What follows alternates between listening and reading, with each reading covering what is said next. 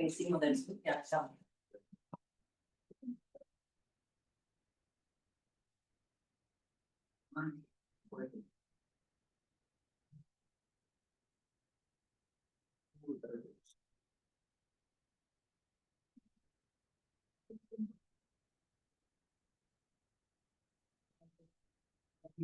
¿Está Raymond? ¿Se ve bien en el Zoom?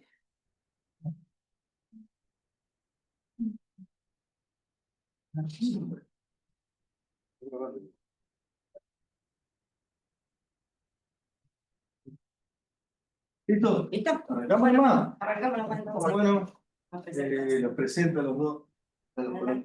¿Cómo andan? Muy bienvenidos. Hay gente nueva, hay gente que ha venido siempre, así que bueno, gracias a todos por estar. Esta es la tercera charla de este ciclo, de este año, el sexto, así que estamos agradecidos por la participación. En cripto había 320 personas, para nosotros es un récord. Así que, más que nada, con el tema del online ha mejorado mucho. Hoy acá seremos más o menos 40 a 50 y por redes tenemos mucho más, así que es importante de poder interactuar con todos. Los que puedan venir y por ahí los que están de lejos también, que se les complica o están en otros países, en otra región, también es importante de que puedan estar y puedan participar. El tema atrae en ciertas cuestiones, a veces uno piensa que con la anestesia no hay tanta importancia, pero bueno, demostró la inscripción de que sí es importante y es muy relacionado a como la idea que queríamos nosotros encararlo de la parte de inhalatorio e inyectable y ver los beneficios y las contras de uno y otro. Bueno, Cande y Horacio son docentes los dos de la cátedra de Medicina Equina, Candelaria Subía y Horacio Terciotti, que son parte del equipo, son parte también de la organización del ciclo, así que disfruten, aprovechen y bueno, y dudas que tengan, traten de aprovechar el momento. Y gracias también a los laboratorios que nos acompañan, que gracias a ellos también estamos afianzando el vínculo con otros colegas, con la facultad y estamos trabajando en conjunto. Así que le agradezco a todos por estar. Todo suyo. Gracias, López. Bueno, muy buenas noches. Que se encuentren muy bien. Ya Ramón nos ahorró un montón de tiempo de presentación. Hoy vamos a hablar, como el título lo dice, un poco sobre cuestiones más bien prácticas referidas a lo que es la técnica inyectable y la inhalatoria. En muchos puntos vamos a contrastar, vamos a ver cómo se puede potenciar, cómo podemos subsanar algunas cuestiones cuando una de las dos técnicas no es disponible. Y más o menos de eso va a tratar la charla. Nos pareció muy acertado, principalmente, contarles con qué objetivo vamos a hablar sobre la charla, a quién está dirigido, porque sinceramente es un tema que se puede abordar de un montón de maneras, y nos pareció interesante apuntarlo a los estudiantes, más que nada como para que vayan teniendo más información y quizás le puedan sacar el jugo y les pique el bichito y terminen haciendo la especialidad. A cirujanos, y no porque nos vayamos a meter en técnicas quirúrgicas, vamos a estar muy lejos de eso, pero la realidad es que nos parece interesante fomentar el hecho de realmente armar un equipo quirúrgico, y para eso tiene que haber buena comunicación y uno tiene que entender lo que la otra persona quiere hacer o por qué decide una cosa por sobre otra. Entonces, una de las partes va a ir por ese lado, como para contarles, bueno, muchas veces desde la parte anestésica se toma esta decisión, o se pide esto, o se charla esto otro, pero quizás por los tiempos no se puede uno detener y a charlar una hora antes de la cirugía. Entonces, bueno, con esto dar un pantallazo a veces como para justificar algunas decisiones. Y también, como otro pilar importante para los clínicos, por algunos motivos, como por ejemplo, nos parece que está bueno, por más que el clínico esté en algún punto alejado de la cirugía, a alguno le interesa, muchas veces uno tiene que indicar una cirugía, bueno, no solo debe conocer algunas cuestiones desde la técnica muy básica para explicar un propietario, sino también está bueno poder transmitir algunas cuestiones desde la anestesia, algunos riesgos, algunas cuestiones que además, como vamos a ver, un eje central es establecer un correcto riesgo anestésico y eso lo puede hacer un clínico tranquilamente y con esa información se puede poner sobre la mesa, hablar con el propietario y decir, bueno, ¿qué hacemos? ¿Cómo lo encaramos? Desde ya que después hay un montón de toma de decisiones que las van a hacer los que van a terminar ejecutando la cirugía, pero está bueno también que los clínicos se lleven algo. Y de hecho nosotros nos consideramos clínicos que hacemos anestesia, entonces estaría bueno que sea una ida y vuelta y de hecho vamos a apelar a eso, a que esto no sea un monólogo, aunque somos dos, así que no sé si seríamos un biólogo, pero la realidad es que no queremos que sea una charla desde nuestra parte, no una contrapuesta, sino que se involucren, que pregunten, que comenten, que nada, sean parte, porque es para ustedes y los necesitamos. Bueno, le voy a decir cuervo en un montón de ocasiones, es Horacio, pero nosotros le llamamos cuervo, así que van a ver que por ahí me dirijo a él como cuervo. Ya les expolió bastante de lo que va a ser nuestra presentación, pero creo que el foco principal o uno de los propósitos principales es justamente brindarles herramientas prácticas claras sobre la diferenciación de dos tipos de anestesia, dos tipos de técnicas anestésicas, que van a ser la anestesia inyectable y la anestesia inhalatoria. Para que con esas herramientas ustedes puedan decidir, comparar y poder elegir entre una sobre otra técnica con sus ventajas y sus limitaciones.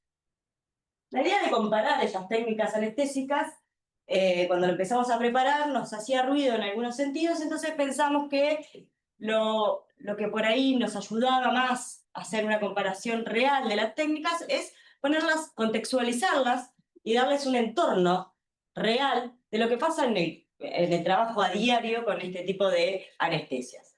La realidad es que habitualmente una anestesia inhalatoria va a formar parte de un quirófano por los equipamientos. Si bien una anestesia inhalatoria se puede hacer a campo, la realidad es que lo habitual que vemos es que la anestesia inhalatoria va en un quirófano, con lo que implica un quirófano y con todas las ventajas que adiciona tener un quirófano manual. En cambio, la anestesia inyectable es la más usualmente usada a campo, es la que tenemos como primera herramienta como clínico y es con lo que primero vamos a empezar a meternos siempre que querramos hacer alguna anestesia, es lo primero que vamos a optar es hacer una anestesia a campo. Y bueno, justamente el campo tiene sus limitaciones en algunos aspectos, tiene otro entorno, y bueno, la idea es empezar desde las diferentes etapas de la anestesia, desde la premedicación hasta la recuperación anestésica de nuestra paciente, ir poniendo en juego, ¿sí? No tanto la técnica quirúrgica junto a su entorno, cómo nos juegan sus ventajas, desventajas, limitaciones y qué herramientas nos da. En base a eso, buscamos obviamente que ustedes puedan tomar decisiones sobre ese paciente. O sea, a la hora de tener un paciente, no solo el paciente en sí nos va a indicar cuál es la técnica anestésica más apropiada, sino el procedimiento quirúrgico que vayan a realizar, la experiencia que ustedes tengan ante esas técnicas, los elementos con los que cuenten, ¿sí? La familiarización con las drogas. Entonces, esos puntos prácticos que vamos a tratar de remarcar es para que justamente ustedes puedan tomar la decisión entre cuándo optar por una o cuándo optar por otra, o derivar hacia una u otra. Por último, lo que vamos a tratar de hacer es un enfoque un poco más práctico, visualizando a partir de un caso clínico cómo podemos plantear ese mismo caso clínico con dos técnicas anestésicas diferentes y qué dificultades o qué ventajas vamos a tener en cada punto de ellas. Obviamente, como en todas las disciplinas, vamos a tener algunos conceptos básicos, va a haber algo de tecnicismo, pero sobre todo en realidad para entrarnos a temas y poder abordar algunos temas con una unificación de criterios, pero la idea es que se lleven más los conceptos prácticos y las herramientas para la toma de decisiones en posterior. Dicho esto, empezamos con las definiciones, y como bien dice esto, la anestesia general, que es básicamente a lo que nos vamos a centrar, es un estado producido de forma controlada y reversible mediante el uso de drogas, ¿sí? Ya sea inyectables o inhalatorias, caracterizado básicamente por 4 puntos importantes, que son la inconsciencia, la amnesia, la analgesia, inmovilidad y estabilidad del sistema nervioso central. Dicho de otra manera, nosotros tenemos que dormir farmacológicamente a un equino, ¿sí?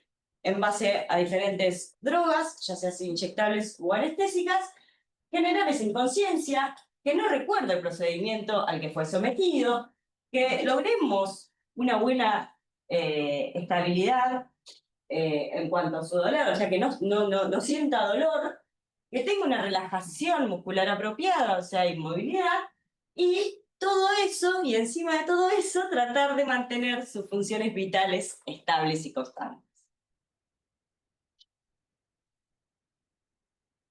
Y como nosotros hacemos anestesia en equinos, y sabemos que el equino no es igual que todas las otras especies y tiene sus particularidades, y estas particularidades nos van a jugar una mala pasada en varias de las ocasiones, en varias etapas anestésicas, así que es importante que las mencionemos de entrada para que ustedes entiendan después en el contexto, cuando hablemos de partes prácticas, por qué tenemos mayor o menor recaudo en la toma de decisiones.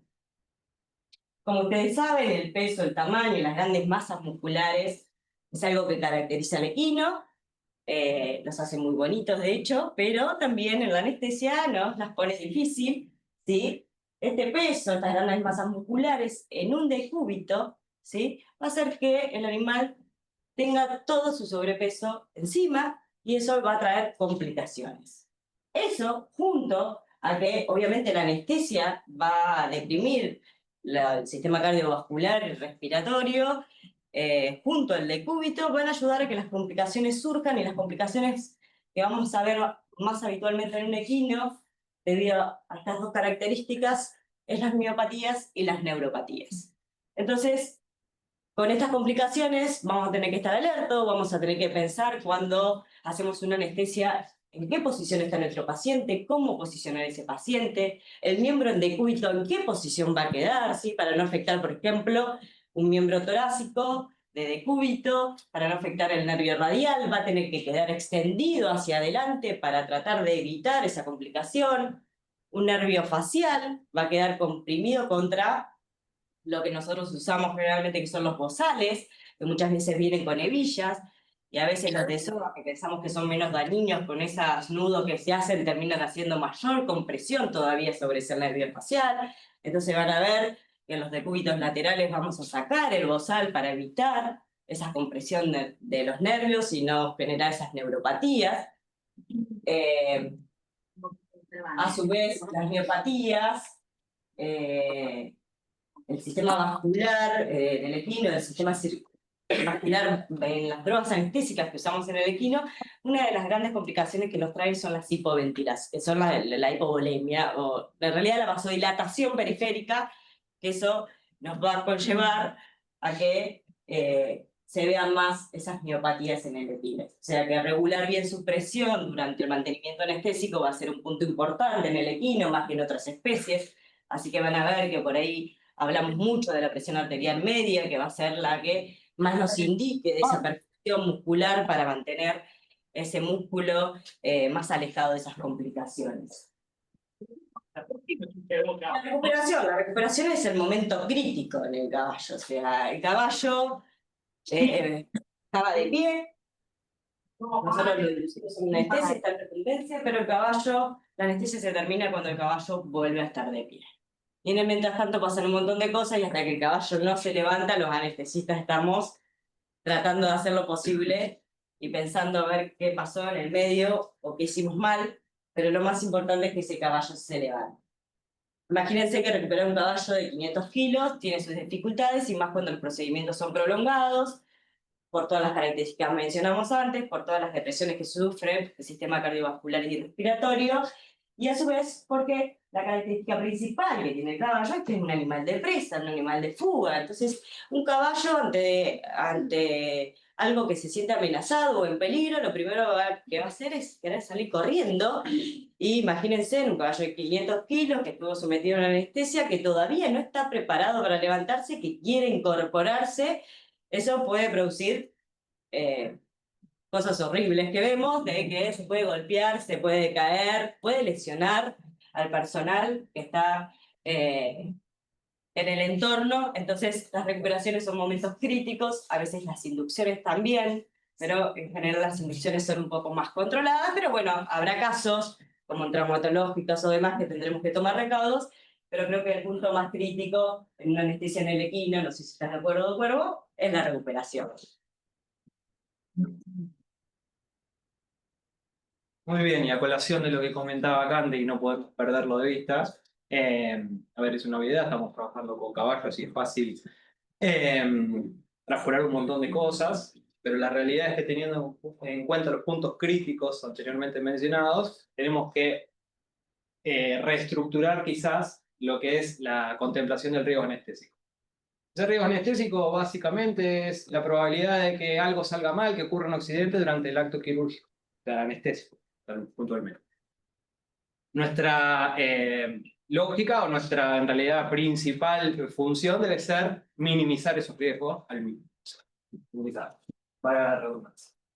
En humanos, este dato quizás hoy haya mejorado incluso. Aproximadamente 1 de cada 2.000 pacientes tiene complicaciones. Eso no quiere decir que sea la muerte, puede ser alguna alteración durante un tiempo, no necesariamente tampoco tiene que ser permanente, puede ser transitoria, pero hay una gran cantidad de como morbilidad y mortalidad. Los caballos estamos hablando de un número bastante más alto, se habla de un accidente de un 2%, o sea, 2 de cada 100. Y la idea es, bueno, no destacarlo, sino en sí de todo lo que es el mundo anestésico, mejorar eso. Y para poder mejorarlo, tenemos que conocer cómo combatirlo. Y para poder combatirlo, lo tenemos que conocer bien. Tenemos que conocer el enemigo.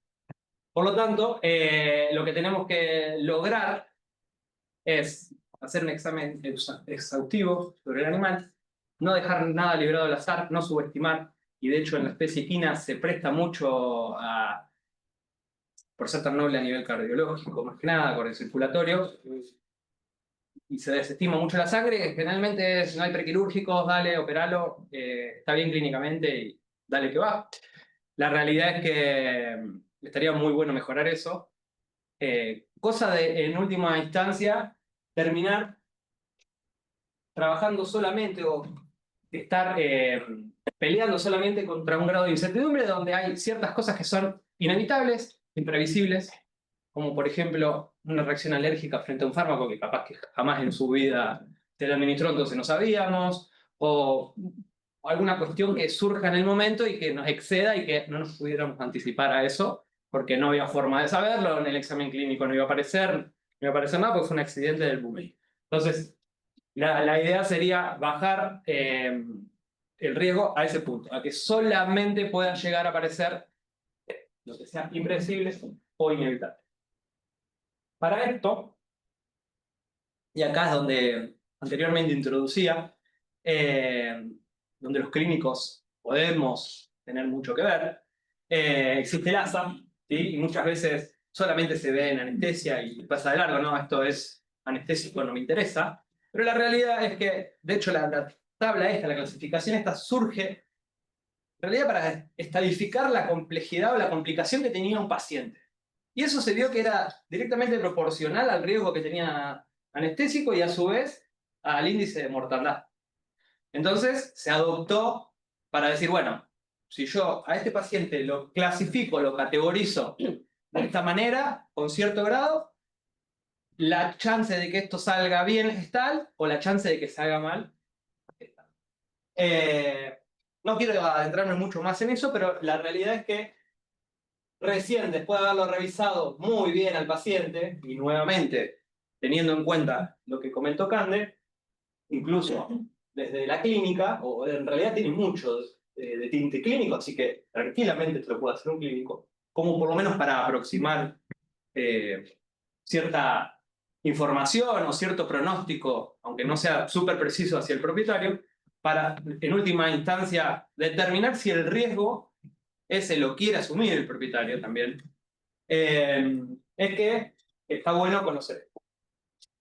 Una vez que lo revisamos, podemos decir si tiene alguna de estas, o sea, lo vamos a clasificar en una de estas puntos, y en base a eso vamos a ver si realmente vale la pena someterlo a la cirugía.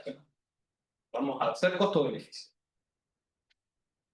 A su vez, y acá quizás sí arranca con una cuestión más de experiencia, quizás esta parte sí es para el equipo quirúrgico, la parte anestésica, ¿sí? Va a depender muchísimo si ese riesgo quirúrgico aumenta o disminuye, la lógica sería que disminuya.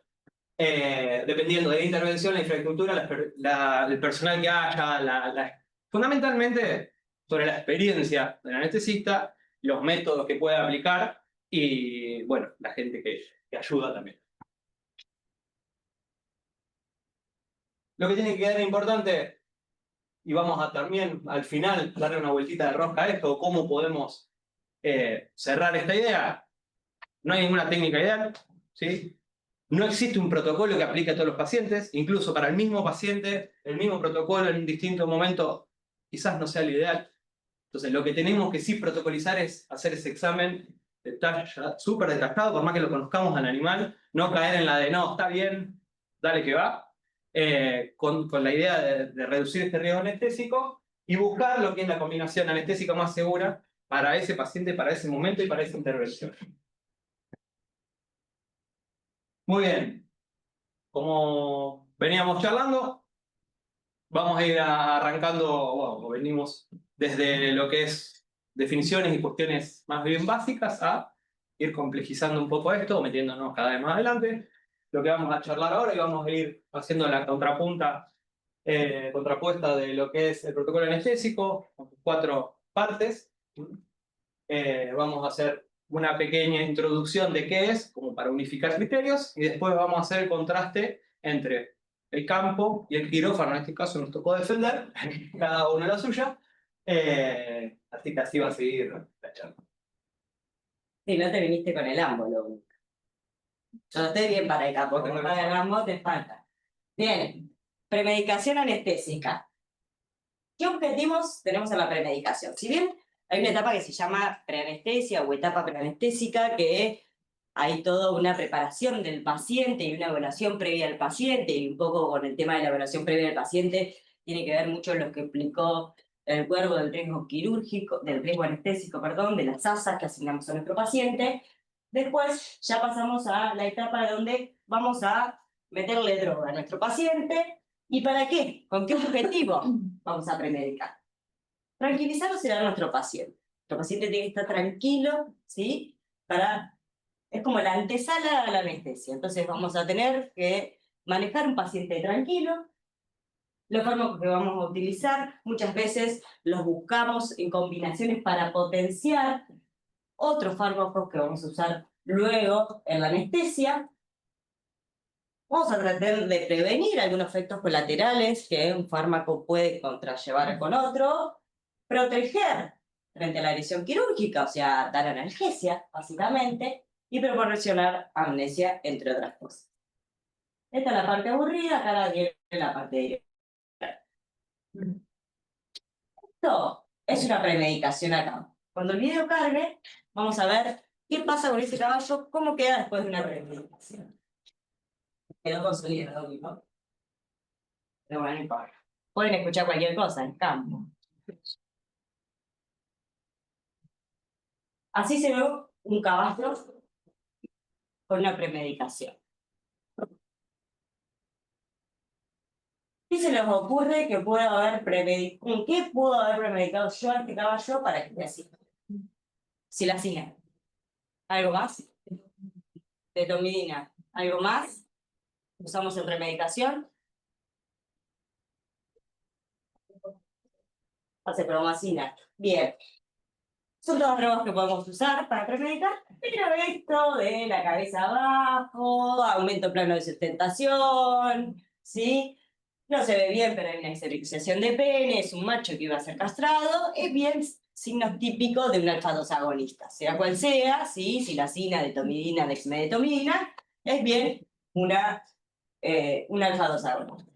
Pero antes de entrar a las drogas, pensemos. Cuando yo voy a premedicar ese caballo, lo quiero sedar para luego inducirlo para la recumbencia. Tengo que tener en cuenta el ayuno. Yo lo indiqué al ayuno, pero en el campo, ¿hacen el ayuno? ¿Hicieron el ayuno correspondiente? ¿O llegás y está en un corral? No, lo dejé en el corralcito que no tenía mucho pasto. ¿O entendió lo que era un ayuno de 12 horas el propietario? Muchas veces nos pasa que en el campo el ayuno no es el correcto. Si el ayuno no es el correcto, probablemente el efecto de nuestra dosis calculada del sedante y lo que pensamos que iba a pasar, no pasa completamente tan de libro como pensábamos. Acá ya tenemos una variable en el campo que nos juega en contra. Estimación de peso. Bien, nosotros trabajamos en un hospital escuela, tenemos una balanza, estamos acostumbrados a ver pesar a caballos y decir, y de hecho jugar apuestas, ¿no? Este pesa tanto, y hacemos un poco el ojo a lo que sería un peso estimado en un caballo. Pero muchas veces hay gente que no tiene la posibilidad de pesar el caballo en la balanza y no les cuesta más estimar un peso. Y nuestras dosis van a ser en base al peso. Miligramos, kilo. Todo en el caballo se calcula miligramos, kilo. ¿Sí? No es a efecto en el caballo. Imagínense que a un caballo de 500 kilos no le voy a dar una droga de efecto. ¿Sí? Esperando a ver qué pasa mientras se cae. Es todo dosis, peso. Entonces la estimación del peso es algo que a veces subestimamos, pero que es importante.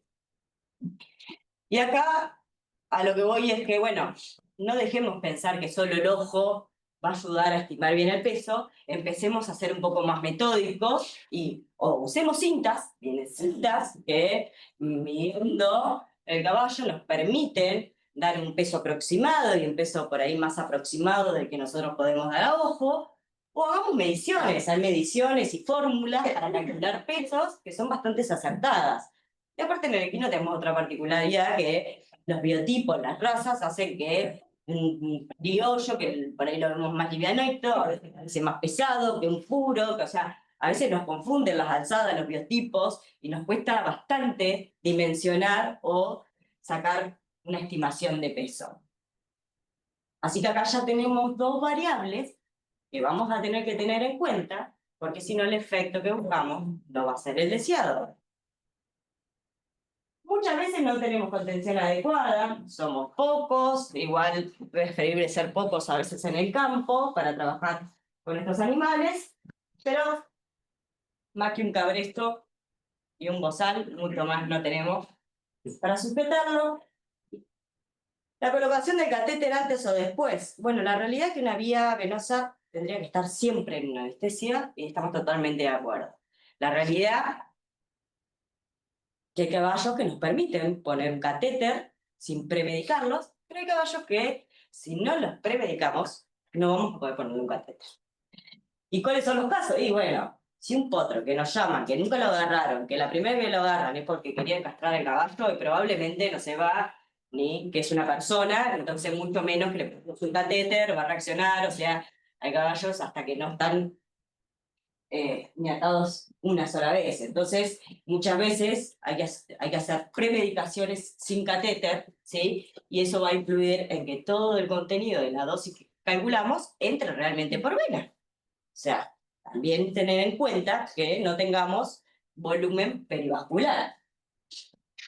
Estímulos ambientales, o sea, en el caballo vamos a tener perros, personas, el hombre de campo que generalmente está visitando, que está diciendo traen aquello porque están preparando mientras tanto para la parte quirúrgica. Pero eso no va en contra, porque los alfa-2 agonistas tienen mejor efecto cuando estamos en un ambiente tranquilo, el caballo se siente cómodo, relajado, no con un perrito que le está mordiendo las patas atrás.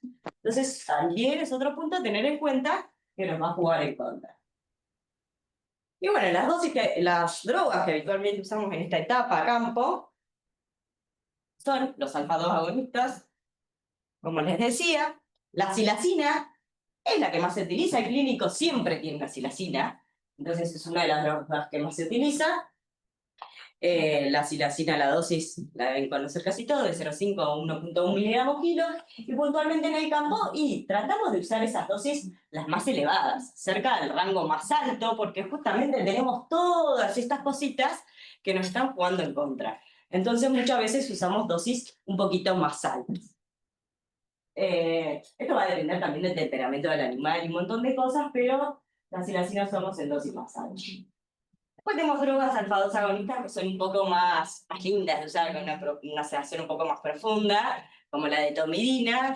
A mí me gusta mucho la de tomidina, al Corvito por ahí le gusta más la dexmedetomidina, pero bueno, son dosis con otra, o sea, son fármacos con otra potencia, ¿sí? Que nos ayuda a veces en aquellos casos muy temperamentales, muy enérgicos, que por ahí le damos la silacina y con todos estos factores que tuvimos en cuenta parece que no le dimos nada, que por ahí tenemos una mejor opción, una mejor premedicación. Y si con eso no alcanza, y tenemos que combinarla. Tenemos que combinarla y la opción que tenemos más linda para combinar son los opioides. Puntualmente, el que es de venta libre, que todos van a conseguir, es un butorfanol, que anda muy bien en equinos en combinación con un alfa-2 agonista. Y entonces ahí sí, bueno, si queremos hacer una premedicación buena, que el animal esté tranquilo, sedado, calmo, y prepararlo bien para una inducción, y bueno, muchas veces tenemos que combinar. A veces no es necesario, o sea, hay que evaluar cada caso particular, el temperamento, la disponibilidad de drogas y un montón, la familiarización con esas drogas, saberlas usar, pero muchas veces la combinación de estas drogas ayuda a un poco a sacar todos estos factores que nos influyen negativamente cuando premedicamos. Una vez que premedicamos, vamos, agarramos la jeringa de la queta y le damos, no. Tenemos que esperar que las drogas actúen y por eso hay tiempos que respetar. Si nosotros le damos la silacina, agacho un poquito la cabeza, entonces voy y busco la ketamina y probablemente tampoco tengas una buena inducción. Porque tenemos un efecto máximo, el pico de efecto de la silacina, que es después de los 3 minutos, generalmente a los 5 minutos. Entonces tenemos que esperar esos 5 minutos para ver el efecto de nuestra droga y ahí recién empezar con la inducción. Entonces respetemos dosis, respetemos tiempos para los efectos y bueno, y tratemos de bajar todos estos factores que nos juegan en contra a la hora de premedicar el equipo. ¿Hay otras drogas que usamos para premedicar? Sí. Dentro de los grupos de premedicación van a encontrar que están los relajantes musculares, como las benzodiazepinas y la guaifenesina, pero en realidad hoy en día las usamos más en combinación en la inducción, así que van a ver que las vamos a ver en otra etapa anestésica. Muy bien. En un momento, cuando estábamos armando la charla y charlando, debatiendo un poco, decíamos, bueno, la realidad es que si bien queremos contrastar esto de lo inhalatorio versus lo inyectable, decíamos, bueno, preanestesia es inyectable y punto. Incluso en los caballos la inducción es inyectable y punto. Entonces, como que, bueno, no vamos a discutir nada. Pero dándole una vueltita de rosca y realmente pensando en lo que hacemos, a ver, la técnica quizás sea similar en muchos puntos, el ambiente no. ¿Sí? En lo ideal estaría bueno que en ese ambiente quirúrgico, en ese ambiente hospitalario, no esté el perrito mordiendo, por ejemplo, ¿no? Entonces vamos a estar trabajando en un ambiente mucho más controlado, acolchado, preparado, ¿sí? Para que el caballo esté tranquilo. Por lo tanto, al estar tranquilo, nos va a permitir usar menores dosis, ¿sí? Va a estar mucho más protegido. Generalmente se trabaja con mucha más gente y con la ventaja encima de que toda esa gente sabe lo que vamos a hacer. Están todos entrenados, más o menos, pero no importa, todos saben lo que van a hacer. Entonces es mucho más simple trabajar así, por lo tanto es mucho más seguro. Desde ya que, si bien puede haber un paciente rebelde, puede haber un paciente que te la haga difícil y tengas que caer en la de colocar un acceso venoso después, lo que ocurre comúnmente, la normalidad, lo inverso. Primero colocamos catéter, porque son otro tipo de pacientes, y recién ahí empezamos con la premedicación. Dosis. Bueno, por lo que les decía, la realidad es que al estar trabajando en un ambiente adecuado, con pacientes quizás también un poco más tranquilos, nos permite bajar más de la dosis, por lo cual nos da más margen de seguridad también, porque obviamente al trabajar con dosis más altas vamos a tener más chances de que surjan accidentes o estar más cerca de los efectos adversos también. Y acá, si bien la cepromacina era un hecho, o sea, era en realidad un recurso que se puede utilizar a campo, en líneas generales, por sus efectos adversos, fundamentalmente hipotensores, muchas veces se los evita a nivel campo, o sea, cuando solo inyectable, y acá en realidad lo que buscamos con dosis pequeñas, sacarle el provecho a esa cepromacina, no solo bajar el resto de las dosis, sino buscar el efecto cardioprotector.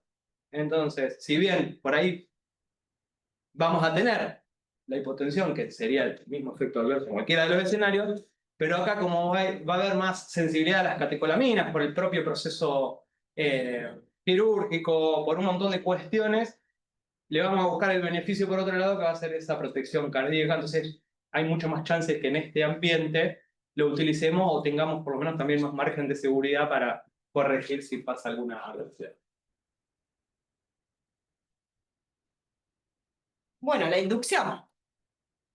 Empezó el avión a volar, ya despegó, y lo que buscamos, lo que buscamos es una inducción segura y eficaz. Queremos que el caballo caiga tranquilo, despacio, ¿sí? Esto lo vamos a hacer con fármacos endovenosos y cuando hablamos de inducción hablamos justamente de decúbito e inconsciencia. Después de dar una ketamina en el campo, el caballo está anestesiado. A partir de ese momento ya es una anestesia y puede no darse ningún otro fármaco y ya ser suficiente para considerarlo un acto anestésico, solamente la inducción con ketamina, y puede no requerir mantenimiento. Volvemos a lo mismo, campo, entorno impredecible. ¿Qué vamos a tener en cuenta para cuando ese animal se recueste? Primero el clima. O sea, hay a veces que el clima nos juega una mala pasada, que si está muy ventoso, que si llueve, que si no llueve, que si llovió 3 días anteriores y el piso está blando y el caballo se nos patina y tenemos que jugar con eso, y qué superficie, y despejemos todo, y que los alambrados, y que el perro, y que el caballo, y empezamos de vuelta con la misma escenario anterior de que el campo tiene todas esas cositas que tenemos que prestar atención y no subestimarlas. Vamos a tener menor control de la caída del animal, o sea, no tenemos una superficie acolchonada, no vamos a tener con qué contener ese animal, pero la verdad es que en general eso, con una buena premedicación y con alguien que mínimamente tenga un manejo de la anestesia en caballos, va a poder hacer que el caballo caiga bien. ¿Qué es lo que vamos a hacer? Si se ve el video, ponle play. El caballo puede hacer 2 cosas: o irse para atrás y sentarse, y ahí ayudarlo a ponerse de lateral, o muchas veces incluso se inclina en medio de lateral. La cabeza siempre va para arriba, para que el caballo no se nos venga encima. Evitamos que flexione los carpos para que no se caiga de trompa. Entonces siempre la cabeza para arriba para llevar el plano de sustentación hacia atrás. Este caballo se tiró de costado. Hay algunos, los más comunes, se van hacia atrás y nosotros después lo direccionamos al costado cuando ya se fueron un poquito más hacia atrás. Siempre acompañar la cabeza, lo que no tiene que dar el latigazo es la cabeza, por eso la cabeza es lo que nos va a permitir mantener el plano de sustentación hacia atrás, que el caballo no se nos venga encima, que el caballo se recueste para atrás o hacia el lateral, y que el caballo no pegue. Una sola persona manejando la inducción acá. No necesitan más gente, no necesitan que vengan todos los paisanos a ayudar. Ustedes solitos van y se ponen en la cabeza. ¿Qué usamos a campo? Ketamina benzodiazepinas o ketamina o efenesina. Como les decía antes, los relajantes musculares en realidad son agentes de premedicación, podríamos decirlo, pero están indicados que se pueden dar previo a la inducción con ketamina, junto con la ketamina o ligeramente después que la ketamina. Hoy el gran inductor es la ketamina. La verdad que con la ketamina tenemos esas inducciones seguras, controladas, que andan bien, que nos dan tiempo. O sea, nosotros damos la ketamina y fíjense que tarda un tiempo en caerse. O sea, cerramos el taponcito si tenemos la vía, nos acomodamos, nos da tiempo. ¿Y por qué combinarlo con un miorelajante? Porque justamente la ketamina es un anestésico disociativo, tiene sus cosas, y esas cosas que tiene, por ejemplo, son esa tonicidad muscular que da la ketamina, que la tenemos que contrarrestar, porque una de las cosas que buscamos en la anestesia es miorelajación, un paciente relajado, que va a permitir que después el procedimiento quirúrgico que se tenga que llevar a cabo sea en un plano adecuado y que el cirujano se sienta cómodo con esa relajación muscular. Así que lo combinamos con relajantes musculares. ¿Qué pasa si no lo combinamos con benzodiazepina, la ketamina? Probablemente este caballo caiga más duro de lo que cayó, que no tiene tan buena premedicación, y haga hasta pataleo, ¿sí? De las patas, ¿sí? Veamos, antes cuando no se premedicaban tanto los caballos, por ahí veíamos convulsiones, o sea, efectos secundarios que tienen que ver con el uso de ketamina sola, sin asociación con otras drogas. La guaifenesina o ketamina, el goetergliceriguayacolato, también se puede combinar con la ketamina, también es un relajante central. Una relajación que nos ayuda a tener un poquito más de tiempo, el animal anestesiado, que las benzodiazepinas, relaja un poco más, pero sí lo que hay que tener en cuenta es que si usamos guaifenesina en la inducción, la dosis que usemos ya va a estar en el paciente. Entonces, si después vamos a querer usar esa droga más adelante en un mantenimiento, vamos a tener que tener en cuenta la dosis que usamos en inducción, porque si no vamos a ver efectos, complicaciones del uso de la sobredosis de guaifenesina.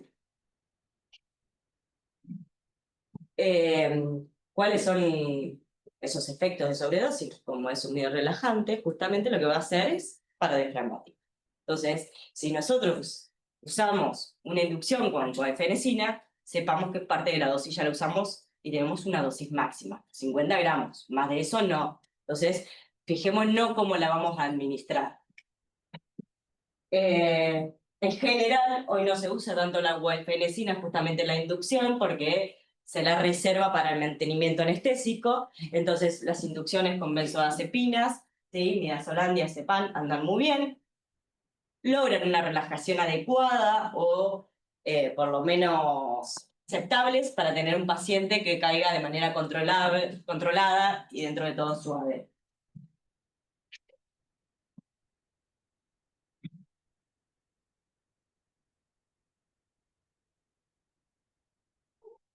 Muy bien, volvemos al escenario del box acolchado, con un piso de goma, mucho más tranquilo. Y acá ese ambiente, sumado al personal, sumado al equipamiento, ¿sí? Del propio box de volteo, nos permite tener ya algo que era un poco más impredecible, un poco más azaroso, si bien obviamente el hecho de saber manejar el caballo brinda mucha más seguridad al momento de volteo. Acá casi que controlamos todas las variables, podemos usar sogas para lo que es la cabeza, soga para la cola, con la colchoneta sostenerlo contra la pared acolchada y a medida que se va relajando y se va volteando, se va induciendo el paciente, se lo va acompañando con la colchoneta y queda todo sobre la colchoneta. Entonces eso obviamente nos da un margen de seguridad mucho más amplio porque, como les decía, nos permite controlar un montón de variables.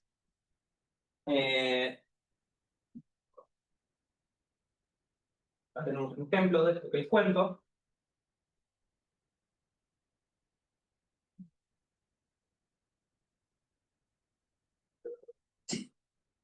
A cada uno de los involucrados sabe qué es lo que tiene que hacer.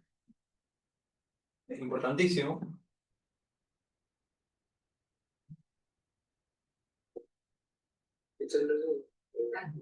En el uso de soga y polea, ya la cabeza la manejamos de otra manera.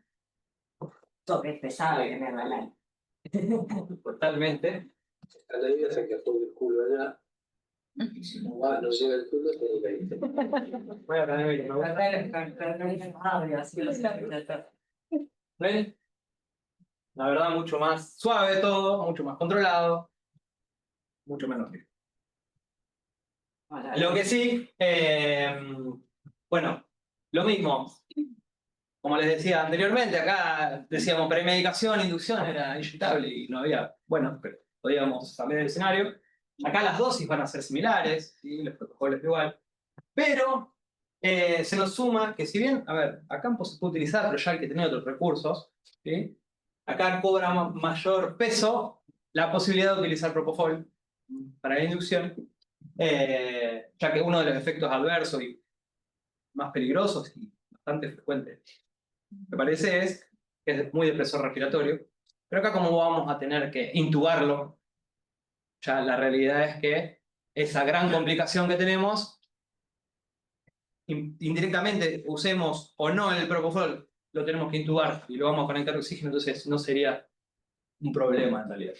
Una salvedad, el Propofol igual, o sea, lo usamos solo en potrillos, Exacto. o sea, todos los protocolos están hechos para potrillos, los que utilizamos Propofol todavía en adultos, no tenemos nada más que alguna infusión o algo, no tenemos inducciones con Propofol. Nosotros no, hay trabajos que sí, pero la realidad es que yo no dejo de tenerle miedo, ¿no? Pero bueno, botella anda muy bien. Pasemos y el videito, Marcel. Otra cosa. Bueno, muy bien. Lo que les decía, independientemente si usamos o no Propofol, lo que debemos hacer antes de moverlo al paciente hacia lo que es el quirófano, del box de volteo, es intubarlo. Y acá, así como Candel les decía, bueno, dimos la droga, tenemos que esperar, esto no es apto para impacientes, lo mismo ocurre al momento de intubar. La realidad es que si uno inmediatamente cuando cayó lo quiere intubar, lo más probable es que fracase. Y vamos a probar 2 o 3 veces y después viene un crack al ratito e intuba, y no es que sea súper áspero intubando. Paso tiempo. ¿Sí? Aproximadamente entre 1 minuto, 1 minuto y medio es lo que deberíamos esperar para poder intubar con facilidad. Si después de ese tiempo tenemos complicaciones, bueno, quizás el calibre del traqueotubo no, debe ser más chico y por el tamaño del paciente consideramos que iba con un traqueotubo y en realidad necesitaba otro. Pero sinceramente, les complica. tal cual. Pero sinceramente es una cuestión también de esperar, de ser paciente. Nadie nos corre, en realidad el cirujano muchas veces sí. Pero bueno, seamos pacientes. Acá en este momento, en nuestro trabajo, valga la redundancia, es nuestro momento. Que toca mandar. ¿Sí? Después veremos qué hacemos. Pero en este momento, la realidad es que hay que ser paciente.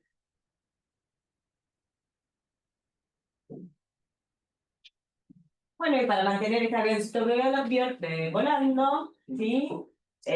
También para mantener un equino vamos a tener que prolongar la anestesia durante el tiempo que sea necesario, que requiera procedimiento quirúrgico, que requiera el cirujano que está trabajando sobre el paciente.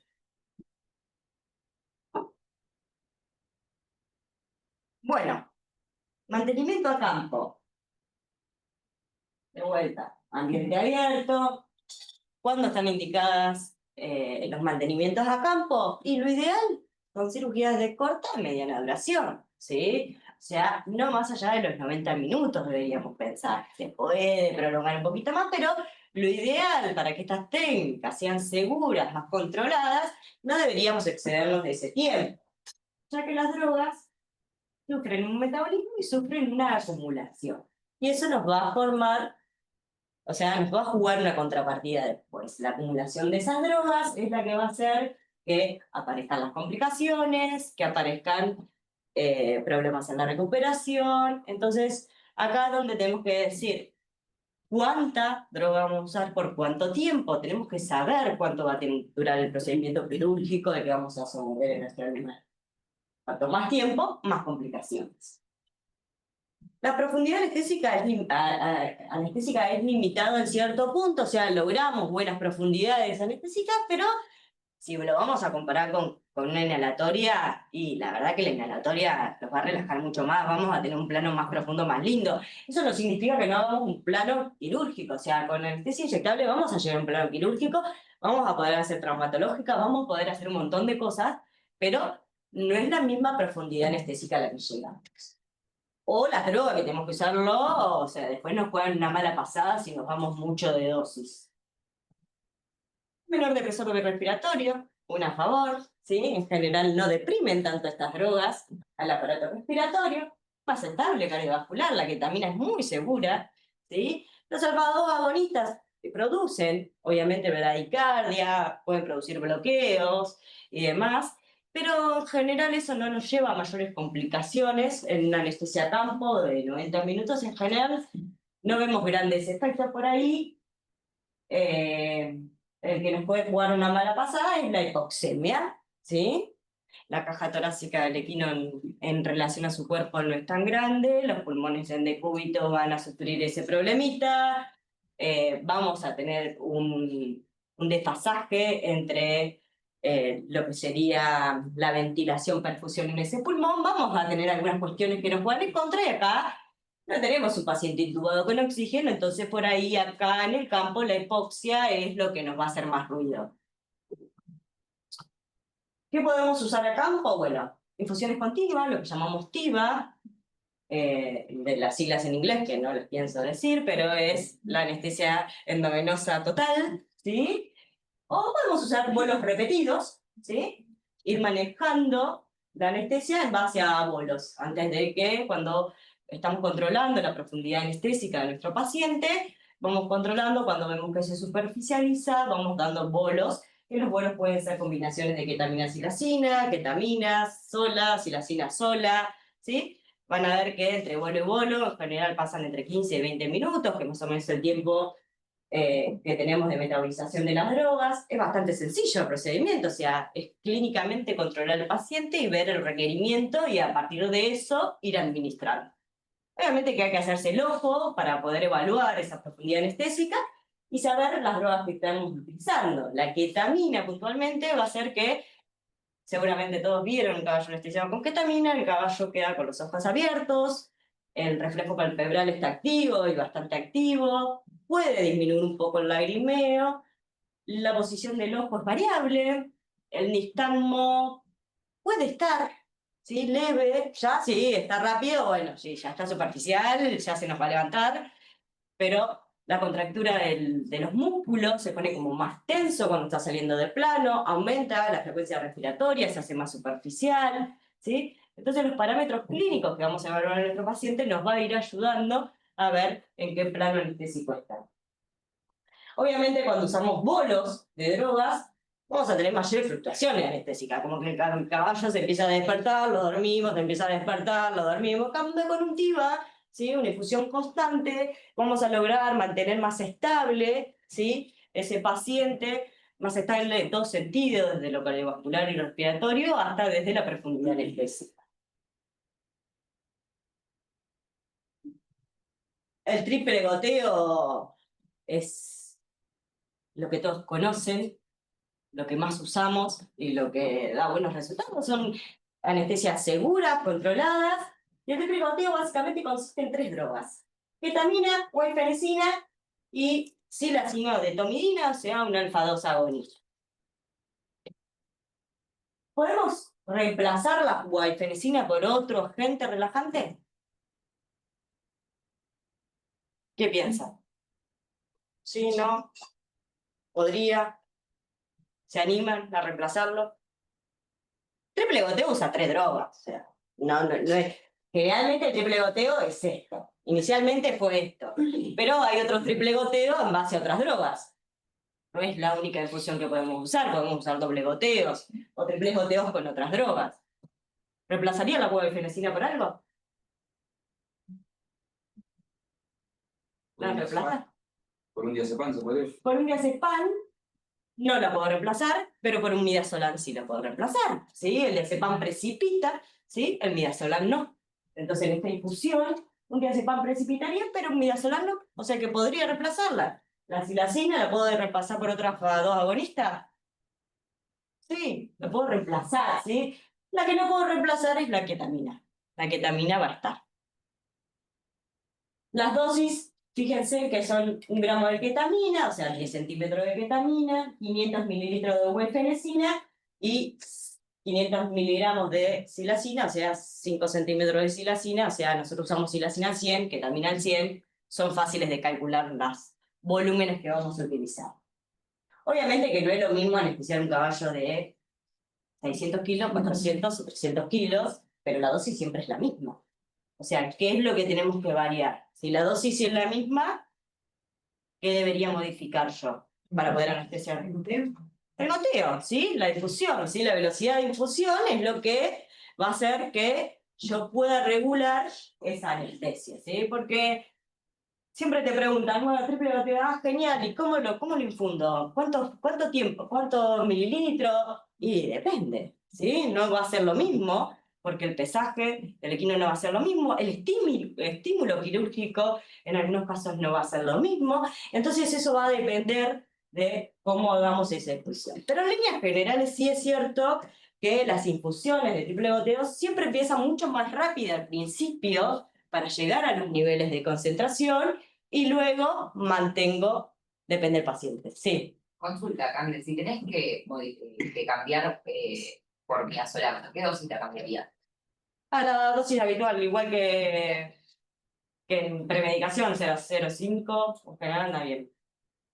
Podés variar igual las dosis, pero en general anda bien. Gracias. Un detalle importante, lo que les decía Cande hoy.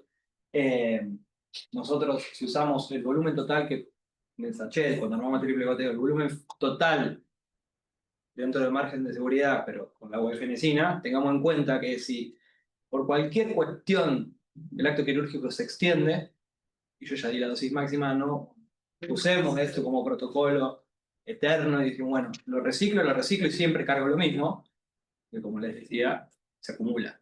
Parálisis diafragmática, y de una parálisis diafragmática a una parálisis respiratoria no lo sacamos. O sea, no hay manera de sacarlo, se muere. ¿Sí? Entonces, en realidad, ¿qué vamos a hacer? Esto es lo que está escrito en el libro, esto es con lo que vamos a tener que tener la herramienta y la receta, y en base a esa receta vamos a buscar la nuestra. Vamos a buscar lo que nos quede más cómodo a nosotros. O sea, a mí personalmente no me gusta usar tanta guaifenesina. La guaifenesina, aparte, yo veo el efecto en la recuperación. Veo que el caballo en la recuperación va a estar táxico. O sea, va a tener debilidad muscular, me va a complicar. No quiero tanta droga de guaifenesina encima del caballo. Sí me ayuda a tener un buen plano, sí me ayuda a relajarlo, pero después lo pago en la recuperación. Entonces, ¿qué hago? Bajo la dosis. Bajo la dosis, me permite que si se me termine la infusión y quiero volver a hacer otra infusión con guaifenesina, tengo margen de seguir trabajando con la guaifenesina, o mejor aún, si tengo que continuar con la infusión, dejo afuera la guaifenesina la próxima infusión, para que ya se me vaya el efecto de debilidad muscular, de ataxia que voy a ver en la recuperación. No quiero ver la guaifenesina en la recuperación, porque es la que más me va a perjudicar. Entonces la voy sacando. Entonces por ahí empiezo con esto, con dosis mucho más baja de guaifenesina, y siempre en infusión, y algo que me olvidé de decir, que medio que me recordó el cuervo cuando habló, es que el eta-glicérrico yacolato tiene que estar en diluciones adecuadas, ¿sí? Porque produce hemólisis intravascular, así que siempre tiene que estar diluido. Por suerte hoy los genios inventaron el éter que viene preparado todo divino y ya no tenemos que andar con el polvito, evaporando y haciéndonos los científicos. Ahora ya viene todo mucho más simple. Agarramos el tacho, ya viene de 500, o sea, ya viene preparado, ya no. Ya viene preparado todo, así que nada. De ese tacho que viene de 500 mililitros, cargamos lo que queremos. En general, menos de la mitad es suficiente para tener una relajación adecuada y no tener tantos efectos en la recuperación. Les di un ejemplo de un protocolo, se pueden usar 1 billón de protocolos, van a ver que hay un montón de combinaciones de droga, pero no nos podemos extender demasiado y falta todavía. El monitoreo, obviamente a campo tenemos que monitorear a nuestro paciente. Que lo hagamos menos sofisticado, que por ahí no usemos el equipo más sofisticado, no significa, hay cosas básicas que no podemos dejar de hacer. Tenemos que tomar pulso, tenemos que ver frecuencia respiratoria constantemente, cada 5 minutos tenemos que estar mirando a nuestro paciente, generalmente trabajamos en la cabeza, entonces vemos el volumen de aire que sale de los hollares, estamos palpando el pulso facial transverso o facial, estamos viendo la posición del ojo, estamos viendo su cuello si está tenso, si no está tenso, lo estamos controlando continuamente a nuestro paciente, ¿sí? Estamos viendo sus mucosas, y por ahí la herramienta que siempre tenemos a campo, que cualquier clínico puede tener, que es fácil de transportar, que es fácil de interpretar, es el oxímetro de pulso. Un oxímetro de pulso, ¿sí? Fíjate que tiene un ganchito ahí en la boca, el oxímetro de pulso te da la saturación, las pulsaciones, ya te da bastantes datos, o sea, por lo menos los datos que nos importan a campo es bastante. Obviamente, ¿podemos tener multiparamétrico a campo? Sí, pero no es lo que habitualmente pasa. Entonces, vamos a lo cotidiano, generalmente tenemos esto. Esto nos permite evaluar esa oxigenación, y es lo que yo decía antes, o sea, el mayor problema que tenemos a campo es la hipoxia. Y si tenemos una hipoxia, tenemos que tratarla. ¿Y cómo tratamos una hipoxia? A campo, con un tubo de oxígeno y una válvula de demanda. Sí o sí, para esto, o sea, se nos complica, está hipoxémico nuestro caballo, tenemos que tratarlo, hay que intubarlo. En ese momento, sí, ya no nos queda otra que intubarlo. Si no tenemos un traqueotubo, será una sonda nasal, lo que sea, pero tenemos que tener una vía aérea para poder trabajar. Colocamos la válvula de demanda. Igual si tenemos válvula de demanda, es porque tenemos el traqueotubo. Si no, no vamos a tener válvula de demanda, pero bueno. Válvula de demanda, eso se conecta al oxígeno, lo que permite es con un botón dar oxígeno. Eso nos permite tener oxigenado al paciente 20 minutos más o menos, que es el tiempo que en general requiere para por ahí salir de ese estado de hipoxemia o de ese estado de apnea que puede haber llegado a tener nuestro paciente, porque sobredosificamos, se nos fue la mano, tenía algo preexistente que no vimos. Entonces, esa es la herramienta por ahí que tenemos a campo o que más podemos llegar a usar a campo. Muy bien. Para lo que es el Si mantenimiento, tenés al cuervito en la cabeza, no podés estar en la cabeza. Ahí cagaste. cambiamos roles. Cambiamos roles.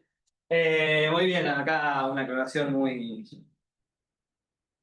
obvia, pero nuestro lugar de trabajo va a ser la vía aérea, fundamentalmente el pulmón. Vamos a estar administrando, ahora sí, nos empezamos a dividir, ya no trabajo más con inyectables, me paso a los gases anestésicos, ¿sí? Vamos a trabajar con líquidos anestésicos que se vaporizan, se envían al pulmón y a través del pulmón se van a acumular en el organismo, se va a ir saturando, va a llegar al sistema nervioso central, que es donde se tiene que acumular. Una vez que llega a una cierta saturación, vamos a tener el efecto que buscamos, y ahí es donde el paciente recién está anestesiado o mantenido gracias a lo que es lo inhalatorio.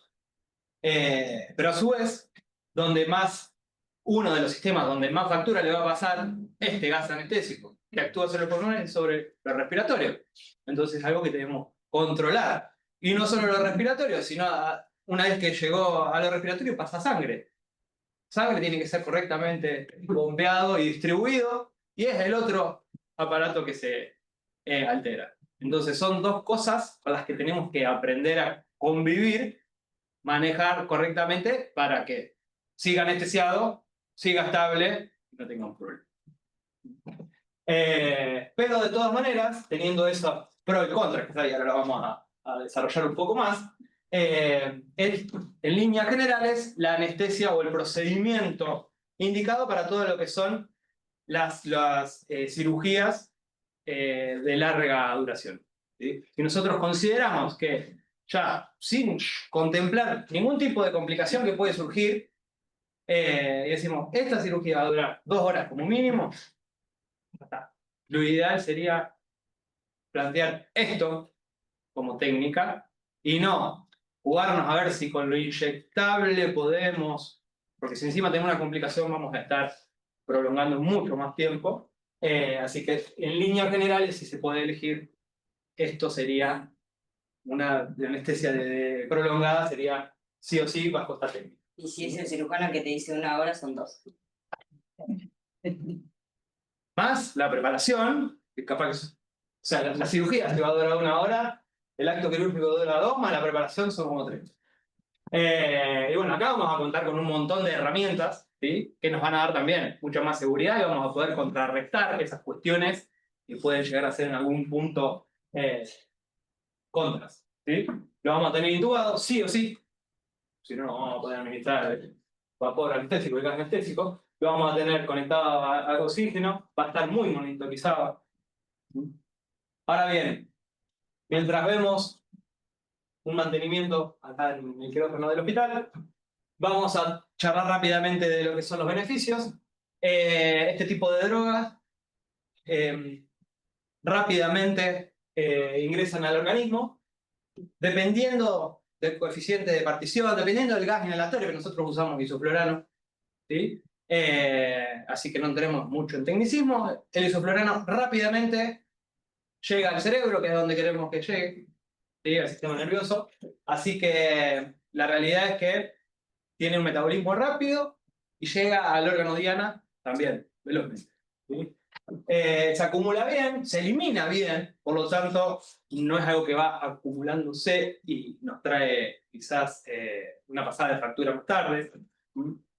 Gracias al dial del vaporizador podemos regular la concentración de gas anestésico que le enviamos al paciente y podemos manejar muy rápidamente, siempre y cuando haya una buena ventilación, que es donde si vemos que quizás el dial está alto y el paciente no está en un plano que queremos, está saliendo del plano, y bueno, recordemos que en realidad si no ventila no va a adquirir la droga, así que tengamos en mente eso. Y obviamente gracias a todas estas cuestiones y a cuestiones netamente farmacológicas de los gases inhalatorios, vamos a tener una profundidad en la relajación mucho más cómoda para que el cirujano se haga. Como desventajas, todo lo que tiene ventaja tiene alguna desventaja. En este caso vamos a tener, como ya habíamos dicho, bastante impacto a nivel cardiorrespiratorio. Genera disminución de la contractilidad y vasodilatación periférica, por lo tanto, la presión es algo que debemos manejar sí o sí, así como en aquel escenario la hipoxemia era quizás nuestro enemigo, en este caso la hipotensión es lo que más nos complica, y además, al generar buena relajación muscular, asociada además a procedimientos largos, como decíamos, actualmente se usa ese tipo, a quizás también actos quirúrgicos más complejos en cuanto a el tipo de cirugía que se tiene que hacer por el ambiente hospitalario y demás, y otras cuestiones relacionadas a lo que es el gas anestésico, también empieza a deprimir mucho lo respiratorio, entonces son dos cosas que tenemos que ir controlando. Lo respiratorio, uno ventilándolo, lo va piloteando. Lo cardiológico, si uno no tiene preparado o está preparado para la contra, que es la hipotensión, con fármacos vasoactivos, se nos empieza a complicar. Entonces, necesariamente tenemos que aprender a reconocer esas alteraciones, anticiparnos y no esperar a que pasen a mayores, y bueno, actuar. Entonces, otra de las cuestiones que no está listado acá, más allá de ser más costoso, uno tiene que estar más entrenado para anticiparse o detectar los problemas estos rápidamente y corregirlos, ¿sí? Y todo eso lo vamos a lograr gracias a, entre otras cosas, allá de la experiencia, equipamiento. Es decir, equipamiento caro, más allá de lo caro que es un sistema de inhalatoria. Entonces termina siendo como desventaja también el costo de la técnica anestésica.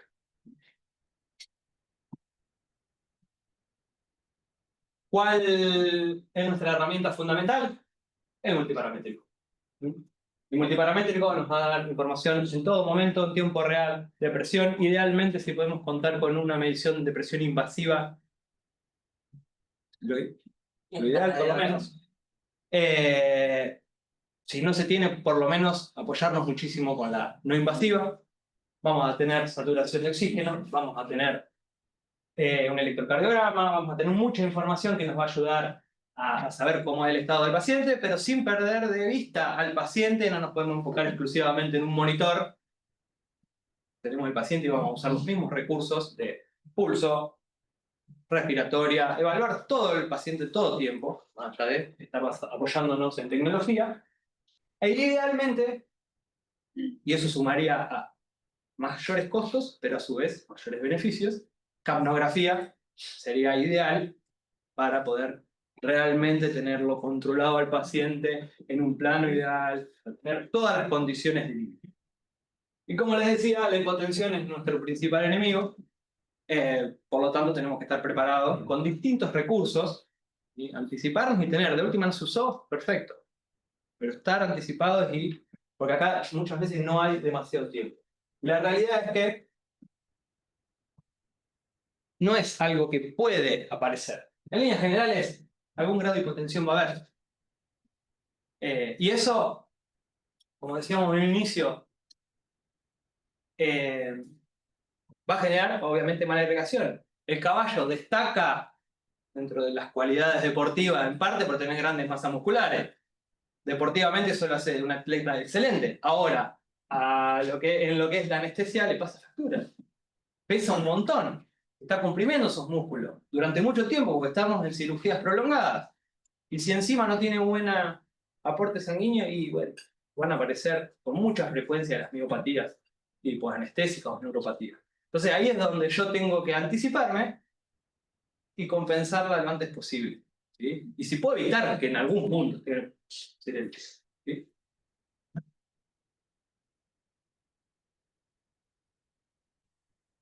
Bueno, la recuperación, ¿sí? Vamos a empezar a aterrizar, queremos que el paciente se levante, en la salida justamente de la anestesia para de vuelta al estado de vigilia.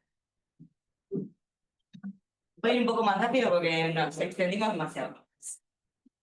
Esto es una recuperación a campo, ¿sí? Generalmente porque las drogas sufren metabolismo, o sea, el metabolismo es más lento de las drogas que utilizamos inyectables, la acumulación y demás, van a hacer que sean más lentas las recuperaciones, o incluso tengamos malas recuperaciones en cirugías prolongadas, o va a depender, en realidad, de cómo hagamos nuestro mantenimiento, la recuperación que vayamos a ver.